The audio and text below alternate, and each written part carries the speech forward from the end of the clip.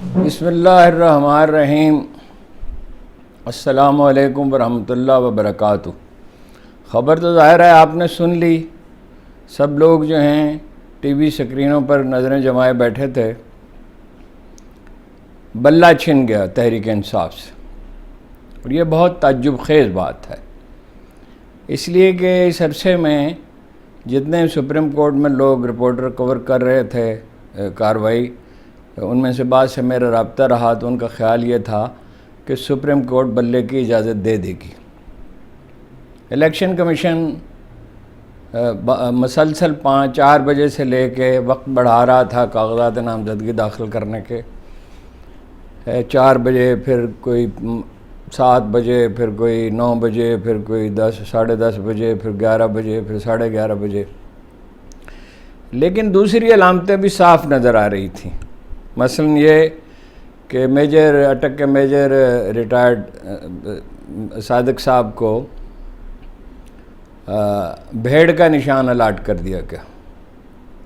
دوسری طرف یہ ہے کہ اختر حسین ڈار صاحب سے جو پی ٹی آئی نظریاتی کے سربراہ ہیں، ان سے معاہدہ ہوا تھا ایک پی ٹی آئی کا کہ ان کے الیکشن پہ الیکشن سمبل پہ الیکشن لڑ لے گی پی ٹی آئی، تو وہ کچھ گھنٹوں کے لیے غائب ہو گئے، اور جب وہ نمودار ہوئے تو انہوں نے کہا کوئی ایسا معاہدہ ہوا ہی نہیں ہے۔ وہ معاہدہ جو ہے وہ پی ٹی آئی نے جاری کر دیا، اور ان سے جب پوچھا گیا کہ آپ اس اثناء میں کہاں گئے تھے تو انہوں نے کہا کہ میرے موبائل کی بیٹری ڈاؤن تھی۔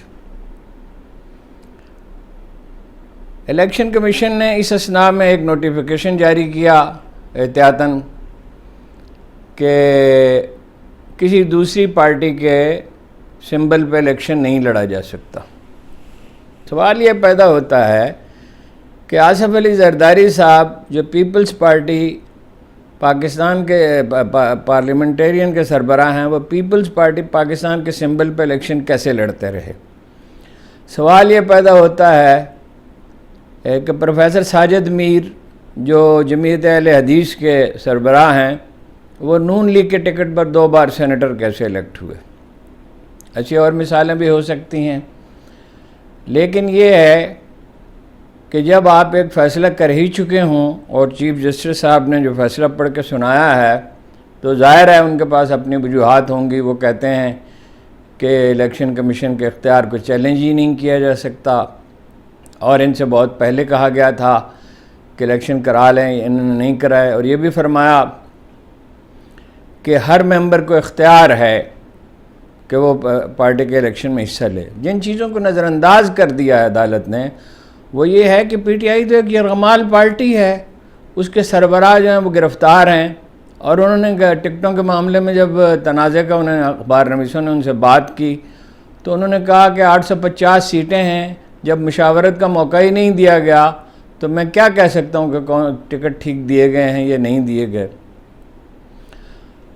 ایک پنجرہ ہی کہنا چاہیے اس کو، اگرچہ شیشے کی دیوار تھی، اس کے پار جناب اخبار نویسوں کو بٹھایا جاتا تھا۔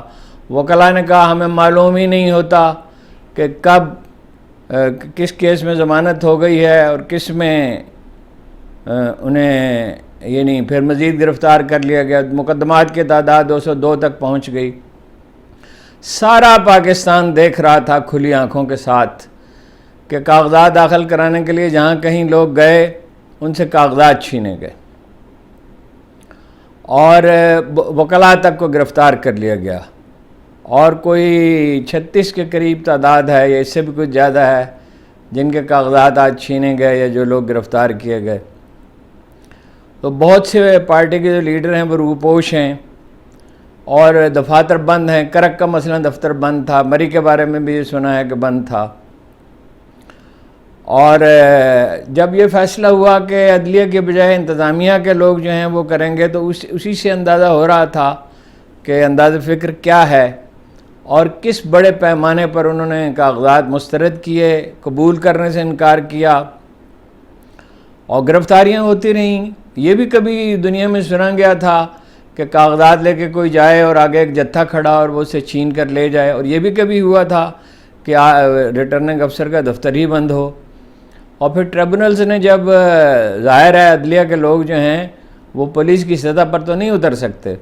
ٹریبونلز نے جب اجازت دی اور بہت سے لوگوں کو اجازت دے دی تو اب ظاہر ہے الیکشن کمیشن کو پریشان ہونا تھا اور انہوں نے وہ نوٹیفیکیشن جاری کیا کہ دوسرے نشان پہ الیکشن نہیں لڑا جا سکتا.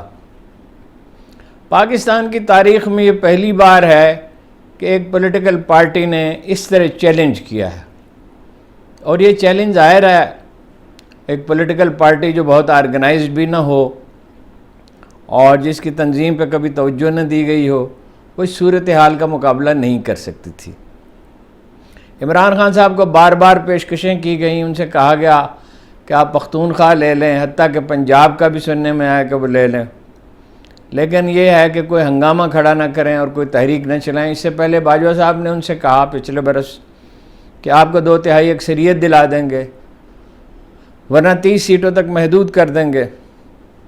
تو یہ فیصلہ کوئی غیر متوقع نہیں ہے، اس پہ تعجب کا اظہار کیا جا سکتا ہے. قانون کہتا ہے آپ ججوں کی نیت پہ شبہ نہیں کر سکتے، چنانچہ ہم بالکل ان کی نیت پہ شبہ نہیں کر سکتے. انہوں نے نہایت انصاف سے کام لیا ہے، ان کا ضمیر یہی کہتا ہے کہ ایسا ہی کرنا چاہیے. لیکن المیہ جو رونما ہوا ہے وہ یہ ہے کہ ایک ہی پارٹی ہے، قومی پارٹی، پیپلز پارٹی سندھ تک محدود ہے، باقی کہیں سے ایک آدھ سیٹ وہ نکال سکتی ہے. نون لیگ کے بارے میں کل میں نے عرض کیا تھا کہ 6% ووٹ ہیں اس کے پختونخوا میں، صرف پنجاب کی حد تک ہے. اور انہی حالات میں جب انکار کیا گیا ہے پی ٹی آئی کو بلے کا نشان دینے سے، اے این پی کو اجازت کیسے دے دی گئی؟ 20,000 روپے صرف جرمانہ کیا گیا. اور یہی نہیں، پاکستان کی پوری تاریخ میں کبھی کسی سے کے ساتھ یہ سلوک نہیں کیا گیا ہے. پیپلز پارٹی سے تلوار کا نشان لے لیا گیا تو انہیں تیر کا نشان دے دیا گیا.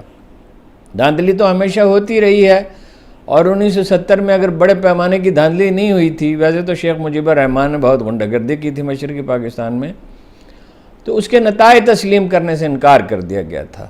یہ وہ صورتحال ہے جس میں یہ الیکشن ہونے والے ہیں. میں نے تو بار بار آپ سے عرض کیا کہ کوئی الیکشن نہیں ہے، یہ ایک ڈرامہ ہے، یہ ایک تماشا ہے، یہ ایک پاکھنڈ ہے، اور الیکشن اب نہیں ہوں گے، الیکشن بعد میں ہوں گے. یہ سامنے کی بات ہے. آئی ایم ایف نے اس کو پوائنٹ آؤٹ کیا، ورلڈ بینک نے پوائنٹ آؤٹ کیا، چینیوں نے پوائنٹ آؤٹ کیا، ملک بھر کے مبصرین نے پوائنٹ آؤٹ کیا کہ اگر سیاسی استحکام نہیں ہوگا تو معیشت ڈوب جائے گی، اور معیشت ڈوب رہی ہے. منفی شرح ترقی ہے پاکستان کی تاریخ میں، ایسا کبھی نہیں ہوا تھا. بدترین حالات آئے 71 کی میں ملک 2 لخت ہو گیا، مگر ایسا نہیں ہوا تھا. اگلے سال کے لیے بھی ورلڈ بینک کی پیشین گوئی یہی ہے کہ معاشی ترقی ممکن نہیں ہے. الیکشن تو ہو جائے گا مگر اس کے نتائج نہ اندرون ملک تسلیم کیے جائیں گے نہ بیرون ملک تسلیم کیے جائیں گے. کشیدگی پہلے سے موجود ہے، وہ اور بڑھتی چلی جائے گی. عمران خان صاحب نے کہا ہے ہمارا انتخابی نعرہ ہوگا غلامی نامنظور. یہ ایک طرح کی غلامی ہے جو یعنی دیکھتے ہی دیکھتے، مداخلت تو پہلے بھی تھی، دیکھتے ہی دیکھتے جو ہیں یہ شہری جو ہیں وہ بالکل رعایا بن گئے ہیں اور ان کے حق سے محروم کر دیا گیا. الیکشن کمیشن کو غالباً پہلے سے کسی نے تو اشارہ دیا تھا کہ وہ کسی کو بھیڑ کا نشان دے رہے تھے، کسی کو واٹر ٹریبون کا نشان دے رہے تھے، کسی کو کچھ نشان دے رہے تھے، کوئی دفاتر بند کر دیے گئے تھے. بہرحال ان مشکلات کے باوجود میں ہمیشہ عرض کرتا ہوں کہ مشکلات آتی ہیں، لیکن اس کا یہ مطلب نہیں ہے کہ سب دروازے بند ہو گئے ہیں. سب دروازے صرف اللہ تعالیٰ بند کر سکتا ہے. اور یہ کوئی 1937 سے بری صورتحال نہیں ہے جب قائد اعظم کو مسلمانوں کے 24% ووٹ ملے تھے. یہ گیلی پولی سے زیادہ بری صورتحال نہیں ہے جب متحدہ یورپ کی افواج نے، بلکہ آسٹریلیا کی فوجیں بھی اس میں شامل تھیں، ترکی پہ حملہ کر دیا تھا اور بالکل اس پہ قبضہ کرنے کے درپے تھے، تو مصطفیٰ کمال انہیں شکست سے دوچار کیا. اور کہا جاتا ہے کہ آج بھی باس فورس کی ریت پہ ٹھوکر لگائیں تو کسی نہ کسی گورے کی کھوپڑی اس میں سے نکل آئے گی. کوئی نہ کوئی دروازہ ہمیشہ کھلا رہتا ہے. یہ نہیں ہوگا. یہ الیکشن اس سے اول تو مجھے تو ہوتے نظر نہیں آتے ڈھنگ سے یہ الیکشن، اور اگر ووٹر نکلتے ہیں گہری مایوسی نہیں پھیل جاتی ہے اور وہ ٹھپے لگا دیتے ہیں دو یا نشان لگا دیتے ہیں مارکر سے، تو 40% ووٹ اگر منسوخ ہو جاتے ہیں تو اس حلقے کے الیکشن نہیں ہوں گے۔ اور اگر ایسا نہیں بھی ہوتا تو اس الیکشن کو مانے گا کون اور استحکام کہاں سے آئے گا؟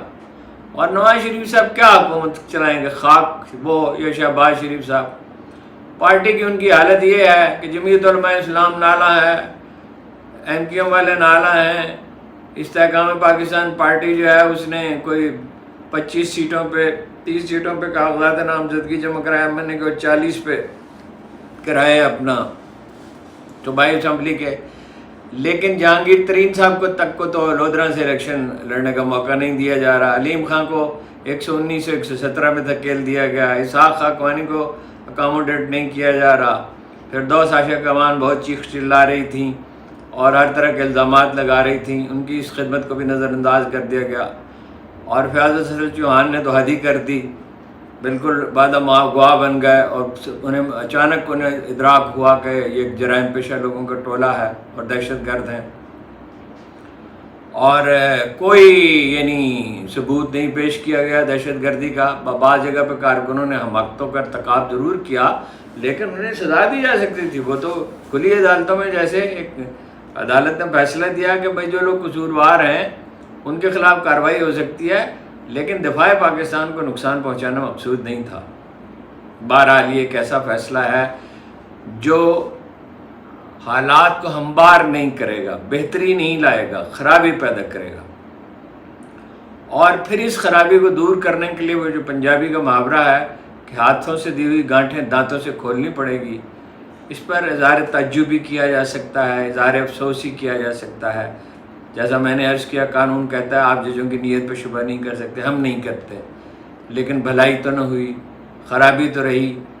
کیا یہ خوردبین جو ہے یہ صرف PTI کے لیے تھی؟ یہ ANP کے لیے کیوں نہیں تھی؟ پیپلز پارٹی کے الیکشن کس طرح ہوتے ہیں؟ نون لیگ کے الیکشن کس طرح ہوتے ہیں؟ سوائے جماعت اسلامی کا کوئی دعویٰ نہیں کر سکتا کہ اس کے کوئی باقاعدہ الیکشن ہوتے ہیں جس میں دھاندلی نہیں ہوتی۔ بہر یہ مختصر گزارشات ہیں، باقی بہت سی اور خبریں تھیں، چھوٹی بھی بڑی بھی، کہاں کہاں لوگوں کو گرفتار کیا گیا ہے، اور گور خان کے گھر پہ اچانک کوئی چھاپا مارا گیا جہاں کہا گیا کہ اشتہاری مجرم چھپے ہوئے تھے، پھر IG کو بھیجا گیا، پھر انہوں نے کہا کہ کچھ پتہ نہیں چلا کون لوگ تھے اور چہرے پہ چھپائے ہوئے تھے۔ بہرحال اگلے چند دن میں صورتحال واضح ہوگی کہ PTI کیا لایا عمل اختیار کرتی ہے۔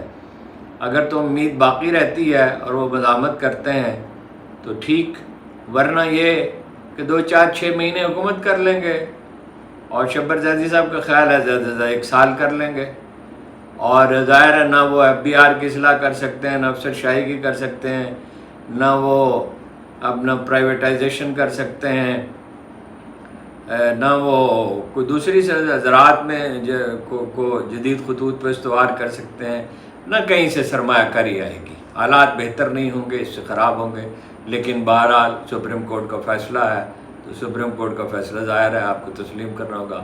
آپ کا بہت بہت شکریہ۔